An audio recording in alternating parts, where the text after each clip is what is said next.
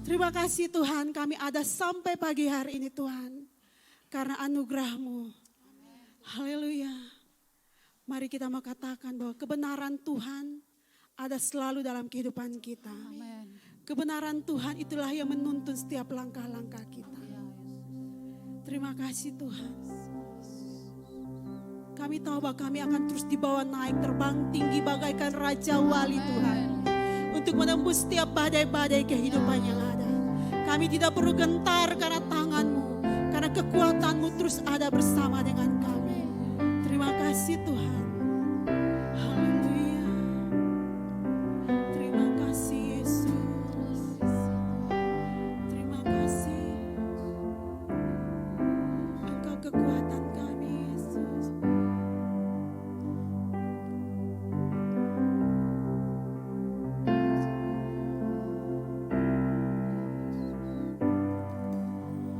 Firman-Mu berkata Kau besertaku, maka kuat roh dan jiwaku. Tangan-Mu Tuhan selalu ku nantikan, di setiap langkah ku percaya.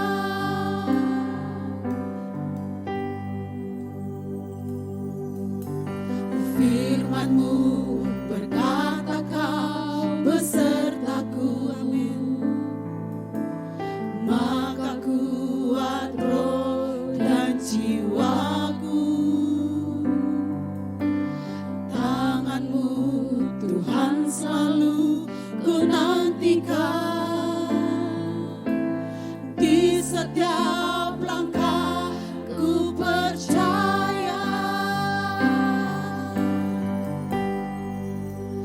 Dengan sayap-Mu ku akan terbang tinggi, di tengah badai hidup ku tak menyerah.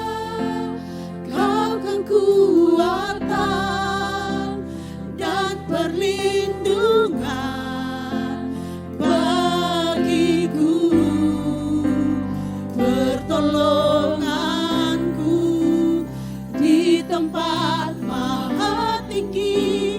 Ku mengangkat tanganku, aku berserah.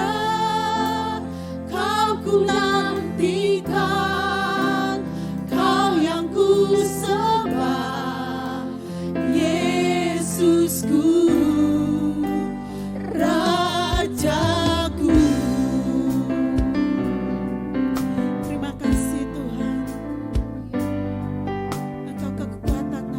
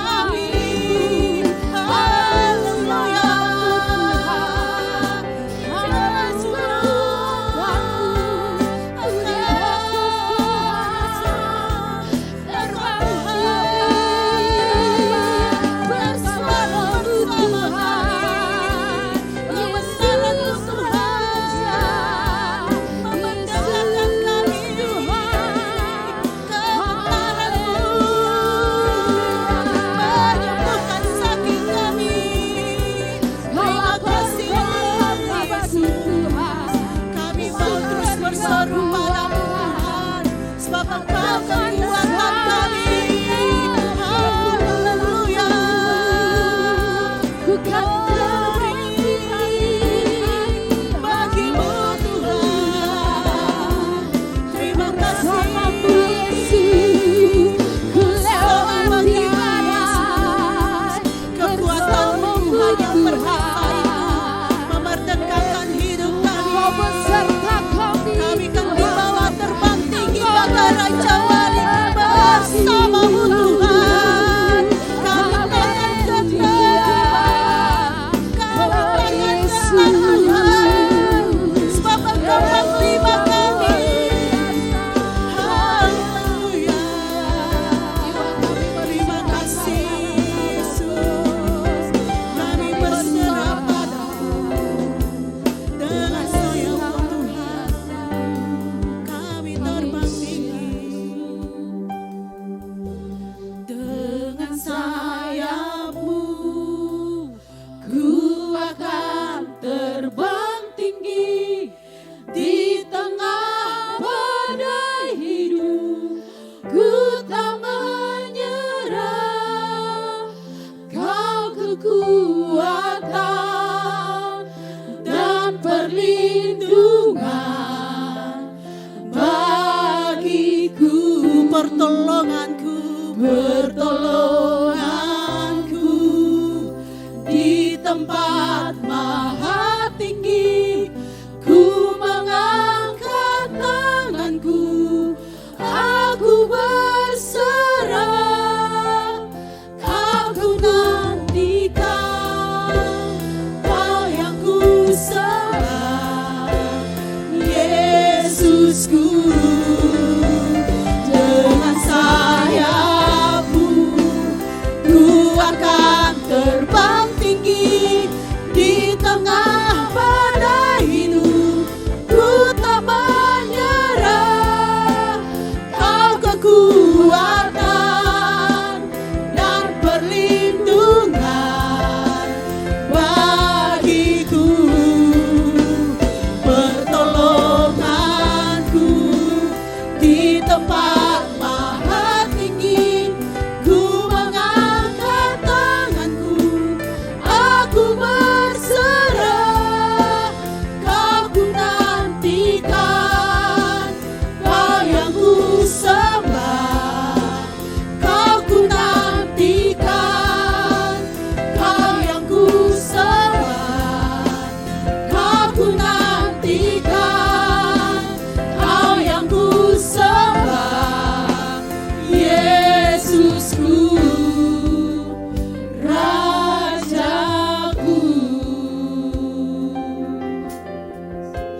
Haleluya, haleluya.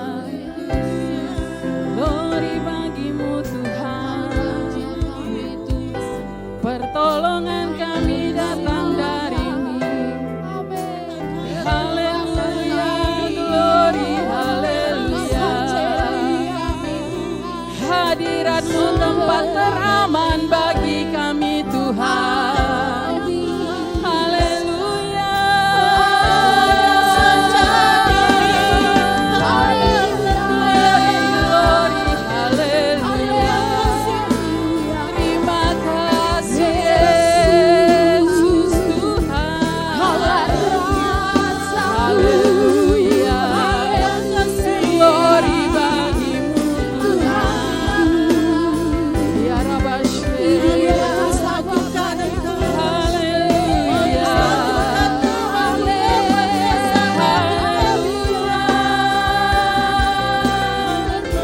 Glory, haleluya. Terima kasih Yesus Tuhan. Bapak, kami mengucap syukur karena pagi hari ini hadirat-Mu memenuhi kami. Dan hadirat-Mu adalah tempat teraman bagi kami Tuhan. Tempat ternyaman. Terima kasih Tuhan Yesus, terima kasih. Dan kami percaya pertolongan yang daripada Tuhan tidak akan pernah terlambat dalam kehidupan kami. Terima kasih Bapak, tiba saatnya kami akan sama-sama belajar kebenaran firman-Mu. Kau berbicara bagi kami pribadi lepas pribadi Bapak. Terima kasih Tuhan Yesus, terpujilah namamu, haleluya. Amin. Ya.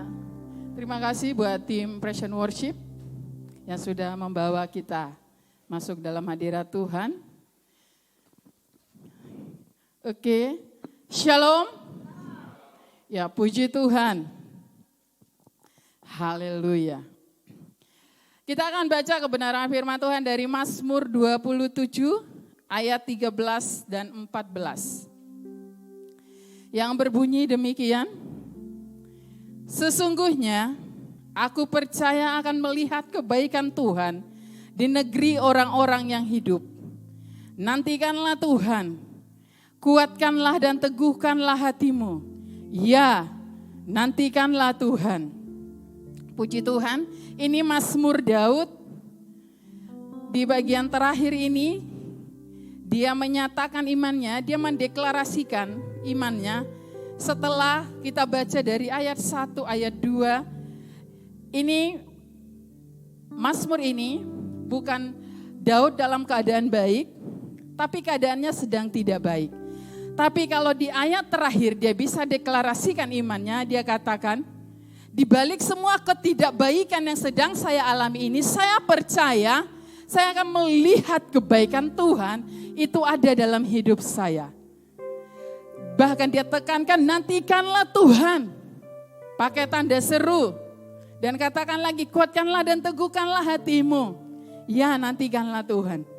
Firman Tuhan ini mengatakan aman dalam perlindungan Tuhan. Demikian juga dengan tema khotbah kita pagi hari ini. Aman dalam perlindungan Tuhan. Semua orang mau aman ya. Semua orang mau nyaman, bebas dari persoalan dan permasalahan. Itu semua impian semua orang. Itu terbukti dari apa? Terbukti dari orang mengasuransikan hidupnya. Bukan hanya asuransi jiwa, semua sekarang diasuransikan. Ada yang hanya mengasuransikan matanya, ada yang mengasuransikan tangannya, semua dari organ-organ tubuhnya mereka asuransikan. Mereka mau aman, gitu ya. Ada asuransi untuk bangunan dan lain sebagainya. Untuk hal dunia, kita berusaha untuk aman. Untuk hal dunia, kita berani mengeluarkan uang untuk membayar premi setiap bulan untuk asuransi yang kita perlukan. Tapi sebenarnya ada asuransi yang engkau tidak perlu bayar. Dan itu semuanya terjamin. Ada asuransi kesehatan, ada asuransi jiwa, semua asuransinya masuk di sana. Bahkan ada asuransi engkau akan hidup kekal. Kalau di dunia ini coba ada enggak yang jaminan? Bayar premi sekian, nanti kalau kamu mati dijamin kamu masuk surga. Belum ada tuh asuransinya. Tapi asuransi bersama Yesus Kristus Tuhan.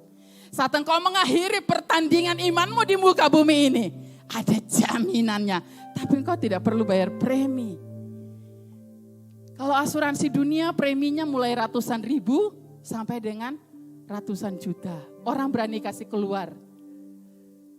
Enggak apa-apa. Yang penting harta benda saya aman. Yang penting ini anggota tubuh saya aman. Aman di dunia, tapi kalau enggak aman di kekekalan bagaimana? Nah, Daud menyadari bahwa di tengah keadaan yang tidak enak, ada tempat teraman dalam hidupnya. Karena itu ayat 1 dia katakan, Tuhan adalah terangku dan keselamatanku. Kepada siapakah aku harus takut? Tuhan adalah benteng hidupku, terhadap siapakah aku harus gemetar? Bukan tidak ada kesusahannya Daud. Ada. Tapi dia mengasuransikan hidupnya kepada Tuhan yang dia percayai. Pagi hari ini maukah kita mengasuransikan hidup kita kepada Tuhan? Atau kepada AIA? Atau kepada Prudential? Tidak salah, itu tidak salah. Tidak salah. Kita tidak salah memprotek hidup kita. Kita tidak salah memprotek diri kita. Tapi jangan sampai kita lupa bahwa jaminan tempat teramanmu itu satu-satunya di dalam Kristus. Jadi kita hidup ini bukan sekedar butuh makan, minum, dan lain sebagainya. Lebih daripada itu, biarpun kita, sekarang saya tanya ya, punya makan minum, ada CI di hadapannya, ada rendang, ada cumi, ada lain sebagainya. Tapi kalau perasaanmu gak aman, nikmat gak makanannya? Gak nikmat toh? Jadi kita gak hanya butuh makan minum, tapi perasaan aman. Perasaan aman dalam hidup itu kita butuh supaya apa? Kita bisa menikmati segala sesuatu yang disediakan oleh Tuhan. Bahkan kalau gak ada perasaan aman, kita gak bisa tidur nyenyak. Kita gak bisa menikmati tidur. Akhirnya karena kurang tidur sakit kepala. Jadi hal tersebut juga dialami oleh Daud. Ia merasa hidupnya sudah tidak aman lagi. Karena ia dikejar-kejar oleh musuhnya. Kalau kita baca ayat 2. Dalam situasi yang seperti itu, Daud melakukan beberapa hal untuk mengembalikan rasa aman dalam dirinya. Apa sih yang harus kita lakukan supaya kita memperoleh rasa aman dalam hidup kita? Yang pertama kita menyatakan iman. Itu ayat 1-3 yang berkata demikian. Tuhan adalah terangku dan keselamatanku. Kepada siapakah aku harus takut? Tuhan adalah benteng hidupku, terhadap siapakah aku harus gemetar? Ketika penjahat-penjahat menyerang aku untuk memakan dagingku, yakni semua lawanku dan musuhku, mereka sendirilah yang tergelincir dan jatuh. Sekalipun tentara berkemah mengepung aku, tidak takut hatiku. Sekalipun timbul peperangan melawan aku, dalam hal itu pun aku tetap percaya.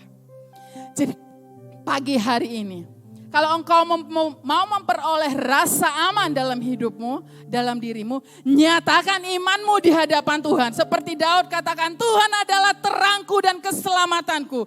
Kepada siapakah aku harus takut? Tuhan adalah benteng hidupku, terhadap siapakah aku harus gemetar? Nyatakan imanmu untuk mengalahkan ketakutanmu. Katakan kepada Tuhan saat ini, apa yang menjadi ketakutanmu? Beberapa minggu lalu, 3 minggu lalu kita sudah, 3 minggu berturut-turut kita sudah mengikuti serial khotbah. Taklukkan ketakutan, taklukkan musuhmu. Ada kekhawatiran, ada ketakutan di sana. Saat engkau minta kepada Tuhan, Tuhan saya sedang takut, tolong saya. Tapi kalau engkau tidak memunculkan imanmu sendiri, engkau tidak membangkitkan rohmu, ketakutan itu akan terus menguasai engkau.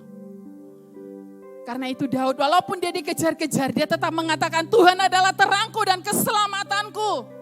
Aku tidak perlu takut kepada siapapun, aku tidak perlu gemetar terhadap siapapun. Saya tidak tahu apa yang sedang Bapak Ibu alami saat ini. Tapi kalau engkau sedang mengalami perasaan tidak nyaman, nyatakan imanmu di hadapan Tuhan. Proklamirkan, deklarasikan. Katakan Tuhan adalah gembalaku. Ia akan menuntun aku ke padang yang berumput hijau. Ia akan menyediakan bagiku hidangan di hadapan lawanku. Di hadapan musuh-musuhku. Jadi perkatakan dengan iman setiap firman yang sudah kau terima. Terus fokus kepada Tuhan. Jangan beralih fokusmu daripada Tuhan karena persoalan permasalahan yang ada di hadapanmu. Tapi teruslah fokus kepada Tuhan. Terus nyatakan imanmu di hadapannya. Karena Dia Allah yang turut bekerja dalam segala hal untuk mendatangkan kebaikan bagimu. Yang kedua, bagaimana sih supaya kita memperoleh rasa aman? Diam di rumah Tuhan. Ayat 4 mengatakan, satu hal telah kuminta kepada Tuhan, itulah yang kuingini, diam di rumah Tuhan seumur hidupku, menyaksikan kemurahan Tuhan dan menikmati bait-Nya. Diam di rumah Tuhan bukan berarti kita rame-rame tinggal dalam gereja ini, tinggal tidur di dalam gereja ini, bukan. Diam di dalam rumah Tuhan maksudnya Mari terus bangun ibadahmu, ibadah pribadimu setiap hari. Masing-masing dengan caranya. Ada yang pagi hari, ada yang sore atau mau siang. Silahkan, terserah. Tapi bangunlah ibadah pribadimu. Bangunlah hubungan pribadimu dengan Tuhan. Itu tandanya engkau diam di dalam rumah Tuhan. Tertanamlah dalam gereja lokal. Itu penting dan harus. Kita tidak bisa tidak tertanam dalam satu gereja lokal. Harus tertanam. Kita nggak bisa pindah-pindah. Kalau kita pindah-pindah, kita tidak bertumbuh. Karena seperti tanaman, baru mulai mau bertumbuh, kita sudah pindahkan, kita sudah cabut, terakhir dia akan mati. Demikian juga dengan kehidupan kita. Kenapa kita harus diam di dalam rumah Tuhan? Untuk menyaksikan kemurahan Tuhan dan menikmati bait-Nya. Menyaksikan segala kebaikan Tuhan. Luar biasa janji-janji Tuhan. Yang ketiga, yang terakhir, sudah mau selesai. Cepat saja. Semua bilang gini, yes, kami mau pergi. Sabar. Biasanya yang terakhir itu bilang agak panjang gitu ya. Yang ketiga, menantikan Tuhan. Ayat 14, nantikanlah Tuhan. Kuatkan dan teguhkanlah hatimu. Ya, nantikanlah Tuhan. Dan saya tambah ke sini, nantikanlah Tuhan atau nantikanlah musimnya Tuhan. Musimnya Tuhan itu dalam kehidupan kita berbeda-beda. Ya, jadi selama musim yang Tuhan berikan kepada kita bisa untuk menyelesaikan apa yang Tuhan suruh untuk kita lakukan selama periode itu, bukan sebelum atau sesudahnya. Kita bisa mengerti konsep musimnya Tuhan ini dengan beberapa contoh sederhana dalam dunia natural. Contohnya, seorang mahasiswa S1, dia harus masuk dalam musimnya. Dia harus menyelesaikan kuliahnya selama kurang lebih 4 tahun. Itu musimnya dia. Sampai di tahun terakhir itu musimnya dia. Lewat dari itu dia bukan disebut lagi seorang mahasiswa. Dia sudah beda lagi fokusnya. Dia tidak fokus lagi belajar tapi fokus bekerja. Itu yang namanya musim kalau dalam dunia natural. Musimnya itu 4 tahun itu. Di tahun terakhir itulah musimnya dia sebagai seorang mahasiswa. Begitu juga kita sebagai orang tua. Ada juga musimnya sebagai orang tua. Paling minimal, kurang lebih kita bisa mengontrol anak-anak kita. Kita bisa memberikan masukan kepada mereka dan mereka bisa menerimanya. Itu kurang lebih 18 tahun. Itulah musimnya kita sebagai orang tua. Selebihnya itu setelah mereka lewat dari itu, kita tidak bisa lagi mengontrol mereka. Kita bisa memberi masukan tapi mereka sudah punya pemikiran sendiri. Mereka sudah punya ide-ide sendiri untuk melakukan apa. Beda kalau waktu dia masih TK, masih SD. Mama suruh bilang kalau yang perempuan kepang 2, kepang 10, kepang berapa dia masih mau. Coba kalau dia sudah 18 tahun, dia sudah memasuk kuliah, suruh kamu nak kepang 10 ya nak ya, dia sudah mau lah. Dia sudah tidak mau lah. Musimnya kita hanya kurang lebih 18 tahun, karena itu kita harus menggunakan waktu itu. Kita harus mengajarkan mereka dengan bagaimana mereka hidup takut akan Tuhan selama kurang lebih 18 tahun.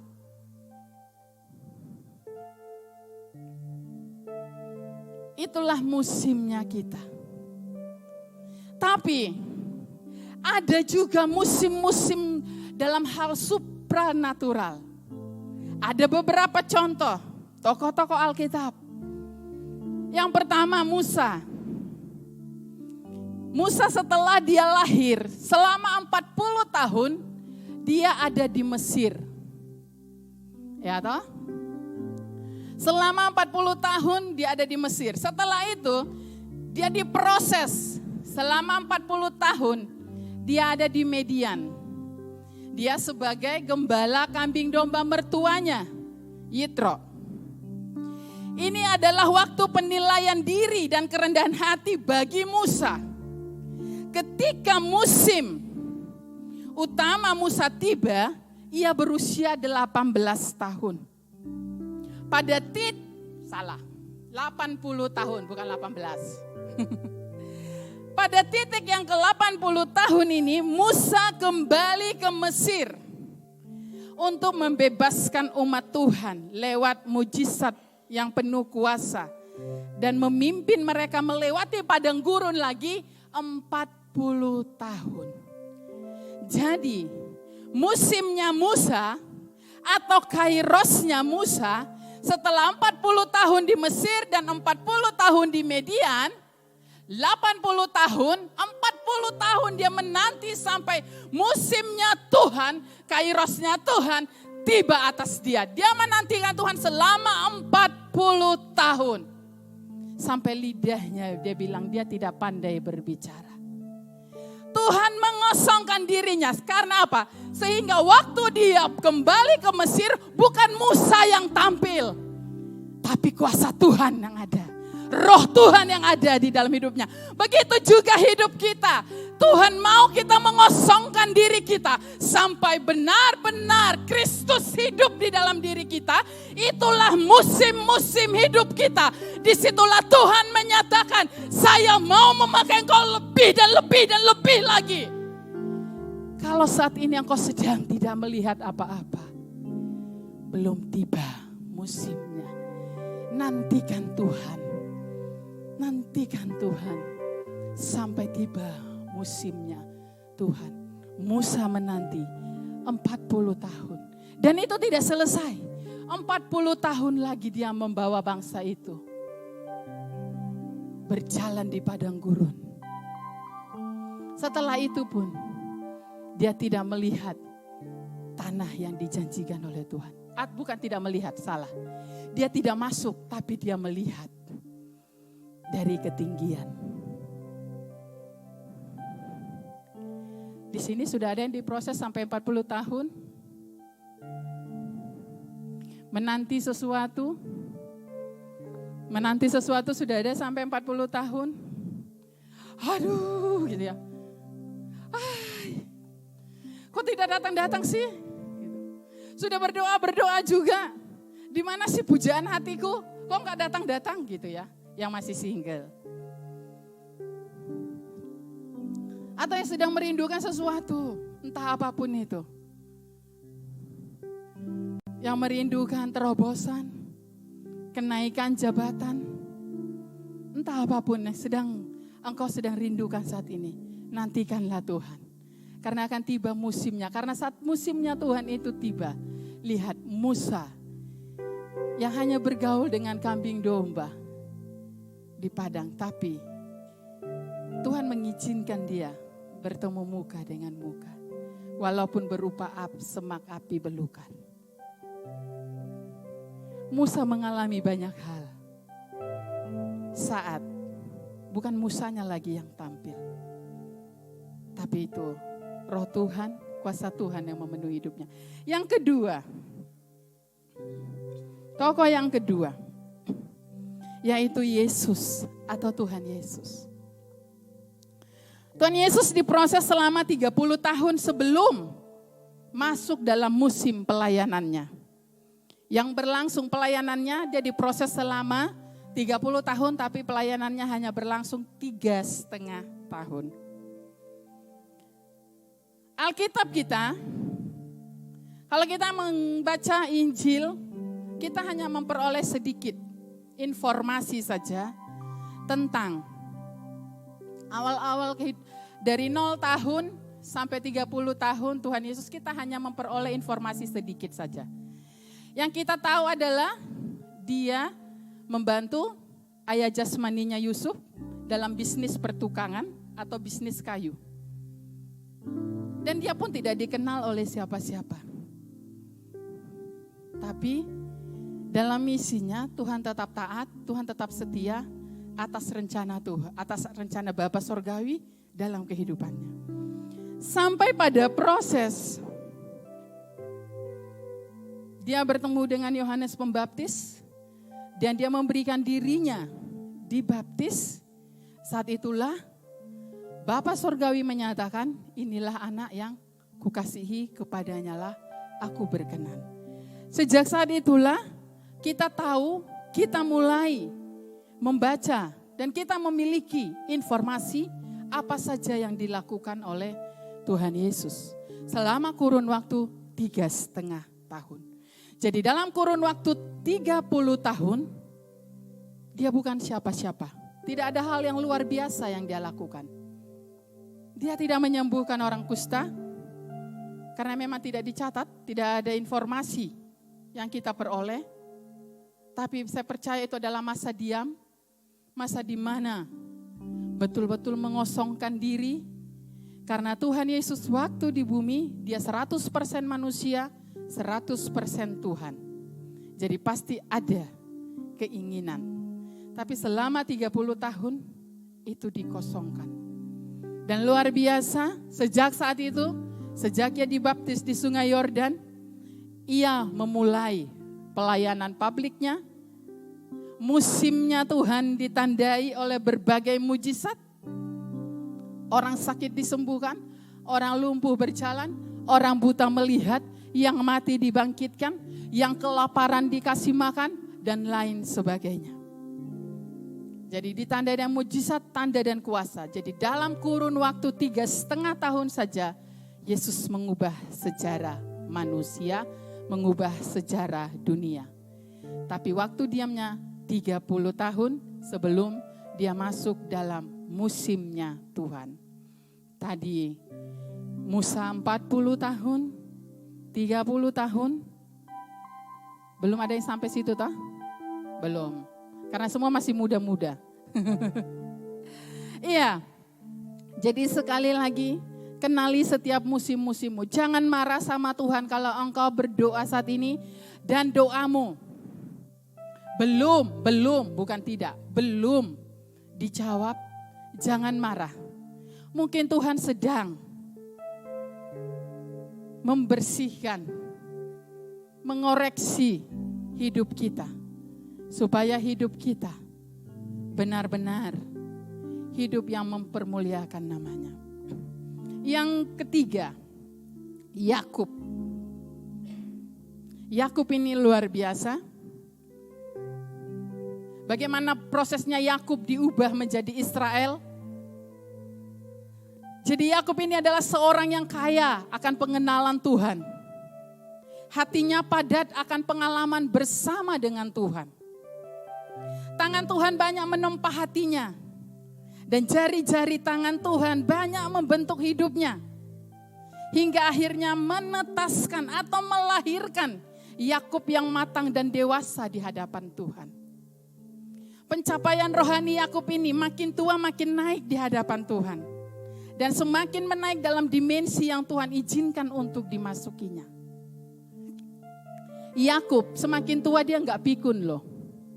Kita baca di firman Tuhan bagaimana dia memberkati anak-anaknya, bagaimana dia memberkati cucunya. Dia tidak pikun. Dia selevel dengan Abraham. Dia tidak pikun, tapi papanya Ishak sudah tidak pikun, tapi menurun kondisi jasmaninya. Kenapa dikatakan menurun? Karena Yakub bisa menipu papanya. Kasih bulu-bulu di leher, kasih bulu-bulu di tangan, cukup. Ishak tertipu. Tapi Yakub semakin tua, dia tidak semakin merosot. Dia tetap bisa memberikan berkat bagi anak-anaknya. Tercatat di Ibrani, kalau kita baca, bagaimana waktu dia memberkati. Di Ibrani 11 ayat 21 mengatakan, karena iman maka Yakub ketika hampir waktunya akan mati memberkati kedua anak Yusuf. Lalu menyembah sambil bersandar kepada tongkatnya. Dia masih bisa memberkati anak-anaknya Yusuf. Dan dia bukan pikun. Waktu dia menyilangkan tangannya. Waktu tangan kanannya di atas Efraim, tangan kirinya di atas Manasye, Yusuf mau membetulkan. Katanya, Papa jangan begitu. Ini loh yang sulung. Tangan Papa taruh di sini. Tidak. Saya enggak pikun. Kira-kira begitu. Saya tahu mau memberi berkat bagi siapa. Karena sama Manasye juga, dia akan jadi bangsa yang besar. Saya memberkati, dia tidak pikun sama sekali sampai masa tuanya. Luar biasa. Namun sebelum dia mengalami kualitas yang luar biasa, Yakub mengalami atau memiliki kualitas yang luar biasa di dalam hidupnya, sehingga ia bisa masuk tingkat kedewasaan dan kematangan rohani yang sangat luar biasa. Perjalanan proses Tuhan dalam menyelesaikan seorang Yakub begitu memakan waktu yang lama, bahkan menghabiskan hampir seluruh hidupnya Yakub. Karena apa? Yakub itu terlalu keras. Mengapa hal itu terjadi? Karena Yakub mempunyai kekerasan dan kealotan hati. Sehingga Tuhan harus menghancurkan dengan kekuatan dan memukul pangkal pahanya sehingga terpelencok. Itu firman Tuhan mengatakan dalam Kejadian 32 ayat 28. Tuhan tidak kehilangan akal untuk menjinakkan dan menaklukkan Yakub, yaitu seorang pemegang tumit dan seorang penipu ulung. Perjalanan Yakub menjadi Israel itu luar biasa. Itu tidak mudah. Dari dalam kandungan saja dia sudah memberontak. Dia tarik tumit saudaranya. Dia pemegang tumit dan dia seorang penipu ulung. Hingga akhirnya keyakubannya lumer dan menetaslah seorang yang baru, yang masih segar, yang masih berasap, dan Tuhan menamainya Israel. Luar biasa. Tahu enggak proses Yakub sampai menjadi Israel berapa tahun? 130 tahun. Saking kerasnya. Sudah banyak pengalaman, sudah banyak peristiwa yang terjadi dalam hidupnya. Tapi hatinya masih keras, hatinya masih alot. Kalau kayak daging itu ya, yang alot tuh kita gigit tuh susah banget ya. Ditarik gini juga susah gitu. Terakhir kita tidak mau makan. Tapi Tuhan gak kehilangan akal terhadap Yakub. Karena Tuhan punya rencana atas hidup Yakub. Dari Yakub akan lahir 12 suku bangsa. Karena itu pagi hari ini Tuhan punya rencana atas hidupmu. Dan Tuhan tidak kehilangan akal untuk menjinakkanmu. Kalau engkau sedang liar saat ini, kalau engkau sedang keras saat ini, percaya Tuhan tidak kehilangan akal untuk menarik engkau kembali, untuk melembutkan hatimu, untuk menghancurkan yang tidak berkenan di hadapan Tuhan. 130 tahun itu bukan waktu yang singkat. Hampir menghabiskan seluruh hidupnya. Sia-sia toh? Sia-sia. Tapi akhirnya Yakub mewariskan sesuatu yang luar biasa bagi anak-anaknya. Yakub mewariskan pengalaman hidup. Tapi yang menangkap dari 12 anak, yang nangkap hanya satu. Yang nangkap hanya Yusuf. Karena itu Yusuf penuh dengan kelemah lembutan. Dia tahu papanya dulu terlalu keras. Jadi dia tidak boleh keras. Karena itu berbanding terbalik. Kalau Yakub mengalami perubahan dari Yakub menjadi Israel 130 tahun. Yusuf cukup 13 tahun. Berbeda 100 tahun. Yusuf menangkap warisan yang diberikan oleh Yakub. Tapi anak-anak yang lain hidup dalam sakit hati, hidup dalam kekecewaan. Karena papa pilih kasih, papa hanya kasih jubah yang terbaik bagi Yusuf. Papa hanya sayang dengan Yusuf, mereka hanya berkutat di situ saja. Tapi Yusuf memandang berbeda. Apa yang diajarkan oleh papanya dia tangkap baik-baik. Dia tangkap. Mungkin ini tidak dicatat dalam Alkitab, ini hanya saya ini aja. Mungkin waktu mereka persekutuan malam pasti papanya cerita mulai semua pengalamannya ya. Mulai dia menipu, dia bilang saya ini nipu kamu pemba, pembapak besar. Harusnya kamu pembapak besar yang punya hak kesulungan gitu toh. Kan Esau kan bapak besar toh. Lupung BA itu yang harusnya punya hak kesulungan, harusnya dia yang punya berkat embun-embun itu. Akan gemuk, kau akan mengalami tanah yang subur gitu ya. Itu harusnya berkat BA-mu. Tapi karena aku serakah, ku tipu kau pumbai. Gitu toh. Ku tipu kau pumbai, ku pakailah itu segala macam bulu-bulu. Tapi lupung nenek juga bantu sih. Lupung nenek yang kasih ide sih, kami kerjasama gitu. Pakai di tangan bulu-bulu, karena lupung BA itu berbulu. Pasti dia mungkin cerita semua pengalaman-pengalamannya. Sampai terakhir dia bilang, aku juga dapat getahnya. Waktu ku tipu kopung BA, bapak mantuku pun tipu aku. Dia bilang, Laban tipu aku. Dia bilang, aku suka kerja capek. Dia tipu juga beta. Jadi makanya dia suka tipu-tipu ya nak ya. Pasti mungkin begitu. Makanya Yusuf menangkap semuanya. Itu warisan yang diberikan oleh Yakub. Saat keyakubannya, saat Yakubnya sudah lumer. Sama seperti tadi, saat Musanya, Yakubnya, Yesusnya sendiri sudah tidak lagi menguasai dagingnya.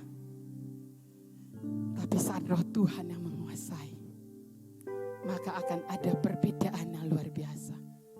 Dan saya percaya, waktu Yakub atau Israel menumpangkan tangan atas anak-anak Yusuf, Efraim dan Manasye, itu bukan Yakub lagi, tapi Roh Tuhan yang bertindak atas hidupnya. Oh haleluya. Mau lambat mau cepat tergantung kekerasan hati kita. Mau lambat mau cepat masuk dalam musimnya Tuhan, tergantung dari responnya kita. Kita tahu di mana Yakub diubahkan oleh Tuhan. Jadi sedih saya ini kan, nama Yabok atau sungai Yabok itu mungkin tidak berarti apa-apa bagi kita. Tetapi itu dapat menjadi salah satu terpenting atau kata terpenting dalam kamus kita sekarang. Yabok itu berarti tempat untuk melewati, tempat perubahan. Di sungai Yaboklah kehidupan Yakub berubah selama-lamanya. Di Yabok dia berkata, namamu tidak akan disebutkan lagi Yakub, tetapi Israel. Sebab engkau telah bergumul melawan Allah dan manusia, dan engkau menang. Bayangkan luar biasa, dari Yakub yang artinya seorang penipu ulung, seorang pencuri dan lain sebagainya, digantikan Tuhan menjadi Israel yang artinya seorang pemenang. Wow. Dari seorang yang tidak diperhitungkan menjadi seorang pemenang. Itu cara Tuhan kita bekerja. Dia tidak pernah kehilangan akal. Sebelum Yabok, Yakub adalah seorang manipulator ulung. Dia berdusta, menipu, dan mencuri. Setelah Yabok, ia menjadi orang yang diubahkan. Namanya diubahkan, kepribadiannya diubahkan, segala sesuatunya berbeda. Karena itu pengalaman Yabok itu berbicara tentang pembaharuan, penyerahan, dan perubahan rohani. Haleluya.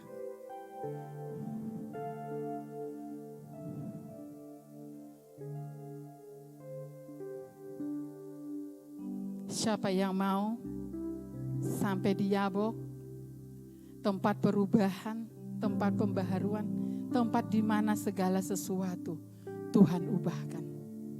Nama Yakub diubahkan, kepribadiannya diubahkan Tuhan, dan segala sesuatunya. Tadinya dia tidak berani bertemu dengan Esau, tapi setelah Tuhan meneguhkannya, dia berani. Dan dia meminta maaf, minta pengampunan. Luar biasa.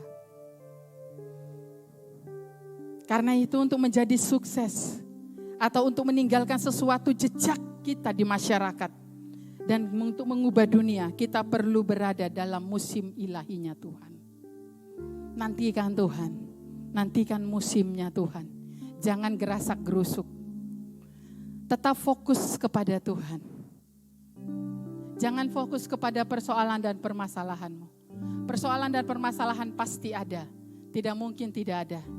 Tapi tetaplah fokus kepada Tuhan. Musimnya Musa tiba 40 tahun. Musimnya Tuhan Yesus 30 tahun. Musimnya Yakub dalam hidupnya 130 tahun. Tapi kalau kita belajar lagi tentang Yusuf, musimnya hanya 13 tahun. Karena apa? Dia memiliki kelembutan hati. Jangan keraskan hatimu saat ini. Apa yang sedang Tuhan proses, biarkan Tuhan proses. Katakan kepada Tuhan, ini aku Tuhan, bentuk aku sesuai dengan kehendak-Mu, supaya setiap rencana Tuhan tergenapi dalam hidup kita. Jangan sampai titik terendahmu merusak pekerjaan Tuhan dalam hidupmu. Mungkin engkau saat ini ada dalam titik terendah.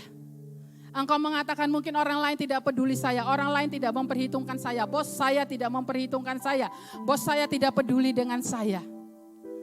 Mungkin itu kau rasa sampai titik terendahmu, tapi jangan engkau gagalkan pekerjaan Tuhan dalam hidupmu. Karena mungkin saja saat engkau sampai di titik terendahmu, saat itulah Tuhan bekerja dengan luar biasa dalam hidupmu. Karena saat ini Tuhan mencari orang-orang pilihannya yang tidak mudah luntur. Sekalipun mereka melewati peristiwa-peristiwa berat dan harus mencucurkan air mata mereka.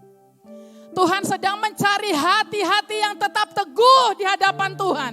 Tuhan sedang mencari pribadi-pribadi yang tetap berserah kepada Tuhan. Walaupun peristiwa-peristiwa yang dihadapi dalam hidupnya tidak enak sekalipun, mencucurkan air mata. Bahkan mengatakan Tuhan, aku tidak sanggup lagi. Jangan engkau luntur imanmu, tapi tetaplah berpegang teguh pada kebenaran. Karena akan tiba musimnya Tuhan dalam hidupmu. Musim kairosnya Tuhan akan tiba dalam hidupmu. Setiap proses Tuhan itu menuntut harga yang harus dibayar. Tidak ada proses yang murah. Enggak ada proses sale. Enggak ada yang sale 70%. Ya kalau lagi proses ya kata Tuhan, ya nanti tak potong 70% ya. Enggak ada. Harga proses itu mahal. Karena kita baca semua, kalau kita baca Alkitab, dari Kejadian sampai Wahyu, semua tokoh-tokoh Alkitab yang dipakai dengan luar biasa oleh Tuhan, semua mengalami proses. Tidak ada yang instan. Bahkan kita tahu sendiri, bahkan Yesus sebelum memulai pelayanannya pun, dia bukan siapa-siapa.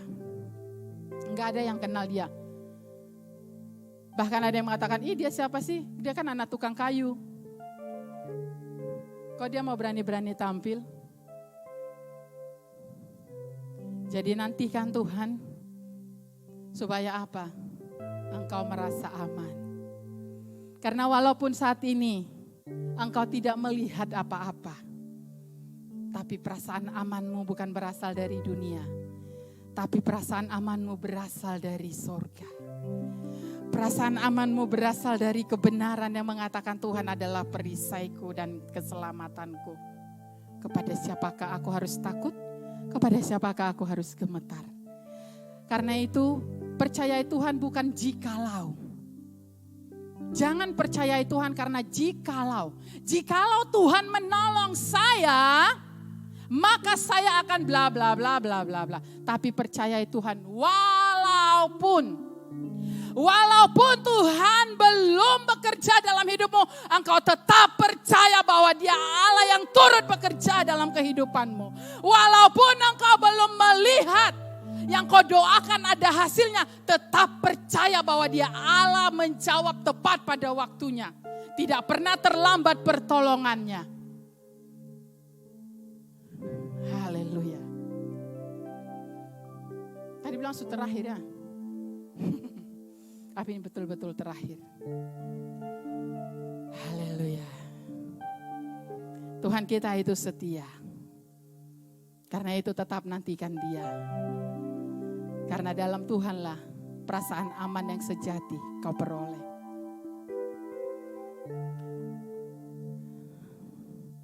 Karena Mazmur 25 ayat 3a mengatakan, semua orang yang menantikan engkau tak akan mendapat malu. Karena itu nantikanlah Tuhan, kuatkanlah dan teguhkanlah hatimu. Ya nantikanlah Tuhan. Itu Mazmur 27 ayat 14. Sebab terkadang Tuhan mengizinkan doa kita belum dijawab karena Ia hendak menguji ketekunan dan kesetiaan kita. Percayalah seperti tadi lagu itu, pertolonganku datang dari Tuhan.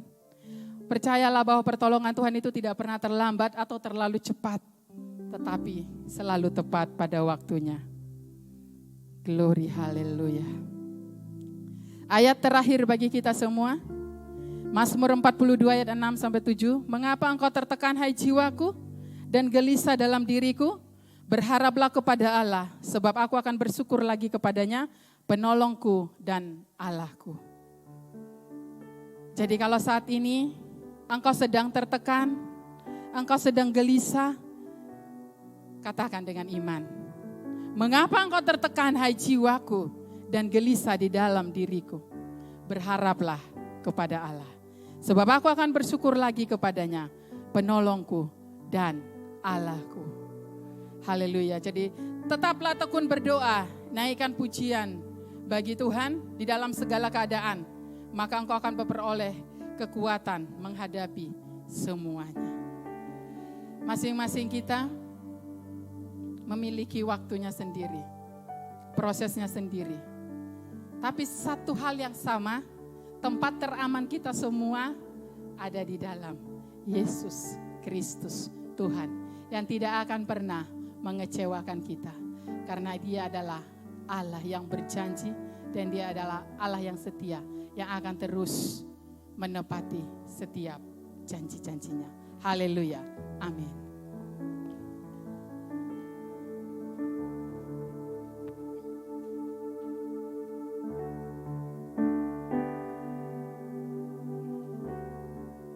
Haleluya, haleluya. Mari kita bangkit berdiri.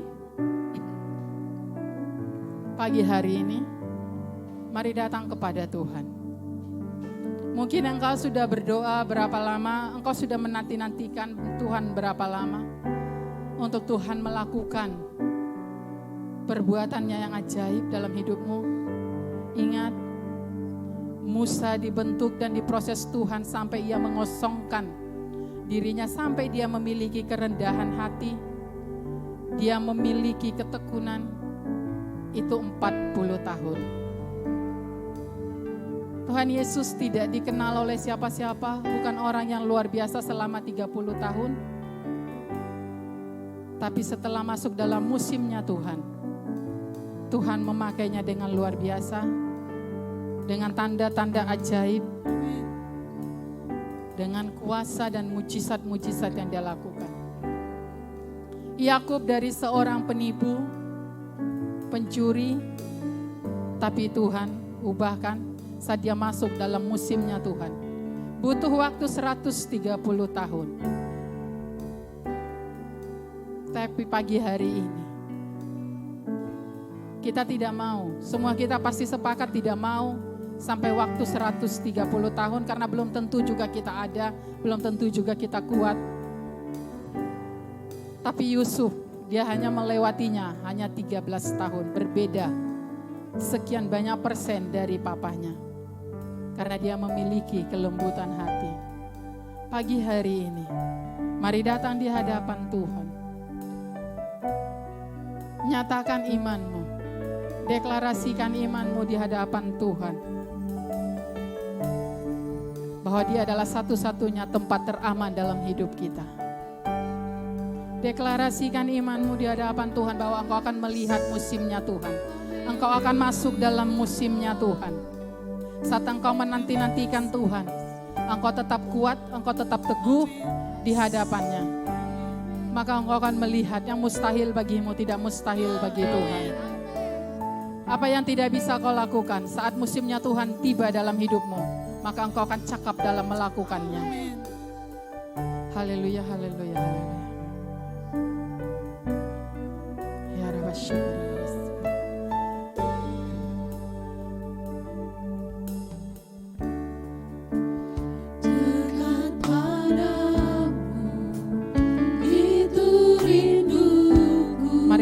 Pujian ini dengan iman bahwa hanya dekat dengan Tuhan itu menjadi satu-satunya kerinduan kita. Setiap kataku kau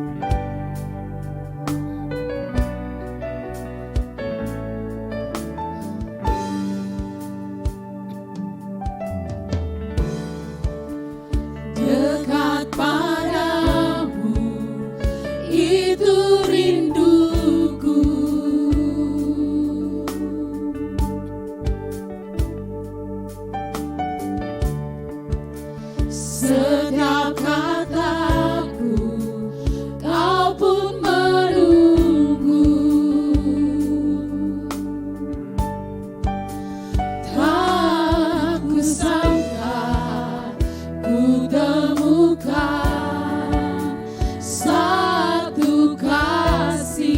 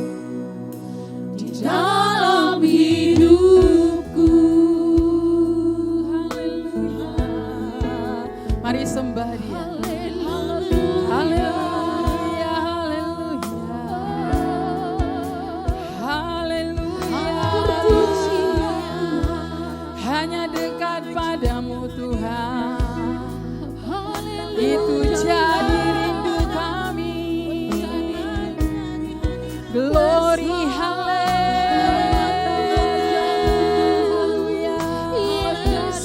Terima kasih Yesus. Haleluya. Glory, glory, haleluya. Terima kasih Yesus. Terpujilah Engkau Bapa. Haleluya, haleluya. Glory, glory, haleluya. Terima kasih Tuhan Yesus, terima kasih Bapa. Ini kami anak-anak-Mu Tuhan pagi hari ini. Kami mau Tuhan menjadikan Engkau menjadi satu-satunya tempat teraman dalam hidup kami. Dunia memberikan banyak, dunia menjanjikan banyak, tapi satu hal yang dunia tidak bisa janjikan, kehidupan kekal. Kehidupan kekal hanya kami peroleh di dalam Engkau Bapa. Karena itu Tuhan, apapun saat ini kondisi, keadaan umat-Mu pada pagi hari ini, biar mereka terus menyatakan iman mereka di hadapan-Mu. Karena iman mereka mengalahkan ketakutan mereka, Bapa. Biarkan mereka menjadi orang-orang yang diam di dalam rumah-Mu untuk menyaksikan segala kebaikan dan kemurahan-Mu Tuhan. Dalam nama Tuhan Yesus Kristus. Dan jadikan umat-Mu orang-orang yang kuat dalam menanti-nantikan Engkau. Menanti-nantikan musim-Mu tiba dalam hidup mereka Tuhan. Jangan biarkan mereka mudah luntur. Jangan biarkan mereka mudah goyah Tuhan. Berapa lama pun mereka Tuhan saat ini sedang menanti-nantikan Engkau. Sedang menantikan jawaban. Biarkan Tuhan kaki mereka tetap kokoh. Amen. Kaki mereka tetap berdiri kuat Tuhan di hadapan-Mu. Karena kebenaran-Mu itu yang menjadi penopang bagi mereka Bapa. Di dalam nama Tuhan Yesus Kristus. Terima kasih Tuhan Yesus, terima kasih Bapa. Hamba-Mu selesai berbicara. Tapi hamba percaya Roh Kudus Engkau berbicara lebih keras lagi, memberikan pengertian yang lebih lagi bagi umat-Mu Bapa. Terima kasih Tuhan Yesus, terpujilah nama-Mu. Haleluya. Amin. Amin. Haleluya.